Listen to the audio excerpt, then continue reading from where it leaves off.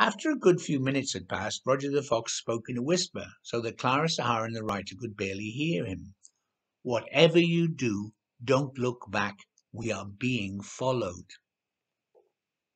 "Who by?" the writer asked, also whispering, his eyes wide with fright.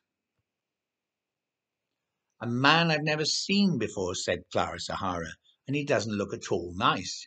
He's very sweaty and he's on his mobile phone all the time. He shouts and says a lot of bad words." "You've already the writer stammered, his mouth hanging open. "Yes, of course," Clara Sahara told him with a wicked smile. "I like this superpower."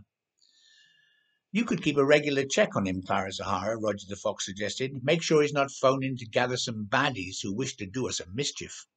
"Roger, Roger." And you had better write this all down," Roger the Fox told the writer. "What? Oh, yes, of course," the writer said, tapping away on his keys. It was early evening, and that was a good time to travel across the desert. The sun was low in the sky at their backs, and the long shadows stretched far in front of them on the sand. "When I grow up, I want to be that tall," Clara Sahara said, "but upwards." "You would be good at basketball," Roger the Fox said, "also getting yummy sweet food down from high shelves." "Do you ever think about anything else?" the writer asked. "Don't be daft," Roger the Fox scoffed. "At least it's a bit cooler," the writer said, tying a red bandana that Roger the Fox had loaned him around his neck. "The temperature at night can drop below freezing," Roger the Fox told him. "It can get a bit parky, to say the least." "Goodness," the writer exclaimed.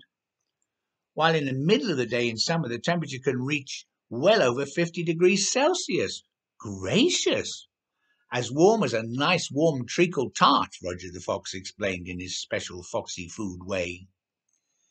"It's the hottest desert on the whole earth," Clara Sahara said. "Is it as big as it looks?" the writer asked, scanning the seemingly endless sea of sand that lay before, behind, and all around them. "You had better do your researches," Clara Sahara said, tapping a finger on the computer tablet that the writer carried. "Superheroes need the facts at their fingertips." "Of course, and fast," Clara Sahara added, giving the writer a look that made him shiver despite the still baking heat of the day. "Faster than fast. I'm feeling a little tired and hungry." "I'll look exactly right now," the writer said nervously, typing his first question into the device with almost super speed of his own. "The Sahara Desert appears in at least 11 nations in North Africa," Roger the Fox told his companions as the writer frantically searched the internet. "At the moment we are in Mauritania, on the western edge of the desert." "Mauritanians eat a lot of dates," Clara Sahara contributed. "Blimey," the writer exclaimed, making his own discovery. "Do you know the Sahara covers more than 9 million square kilometers?" "Is that big?" Clara Sahara asked. "It's almost as big as China," the writer told her. "Is that big?" Clara Sahara asked.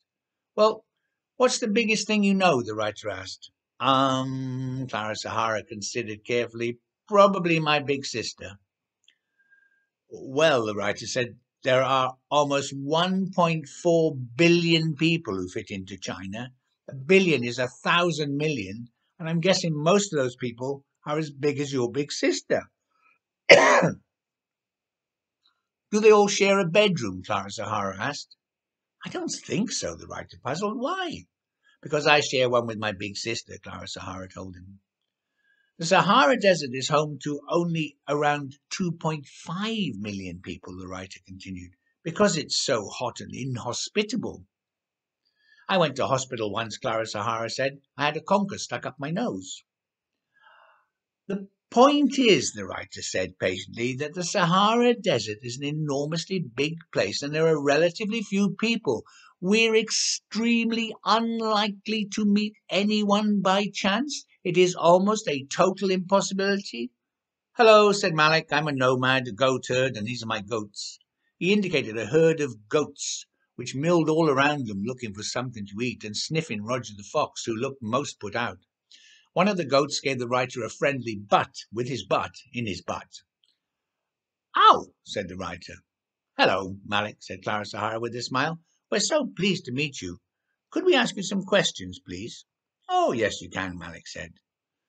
We wondered, said Clara Sahara, what you would ask a superhero to do for you if you met one.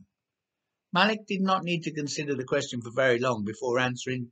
I'd ask for water, he said. We need more rain. Every year there's less and less rain and the desert gets bigger and bigger. The goats find less and less to eat. I have half as many goats this year as I had last year. My family depends on the goats for everything, for milk to drink and to make cheese. I don't eat dairy products, Clara Sahara told the goatherd. I'm a vegan. In the desert we have goats, Malick said. It's not possible to grow many vegetables. I see, Clara Sahara said, quickly grasping that Malick's life was very different to her own back in Europe, which she knew was someplace in Denmark.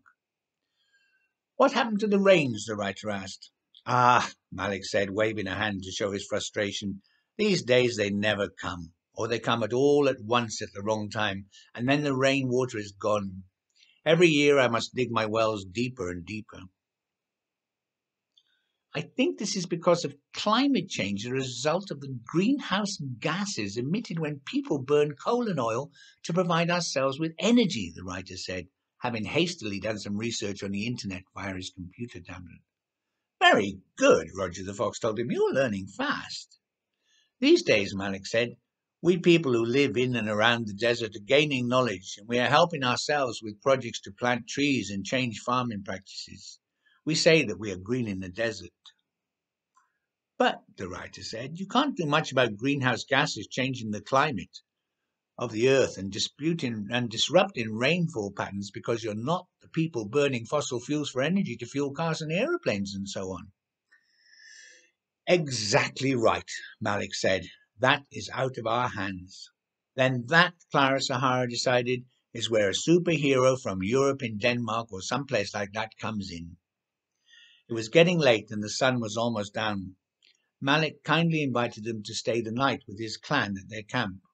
That evening the nomads fed the adventurers well, even finding tasty vegan alternatives for Clara Sahara. Afterwards they entertained their guests by singing them some spellbinding songs accompanied by music from a single-stringed anzad and a man drumming on a calabash with his hands. What's a calabash? Clara Sahara asked the writer, her eyelids drooping. It's a gourd, the writer told her. What's a gourd? It's a fruit. What's, what, how can you play a fruit? It's a hard-skinned and hollow, the writer exclaimed. But Clara Sahara was already sound asleep, lulled by the beat of the calabash and the lilting voices of the nomads drifting on the cool night air of the desert.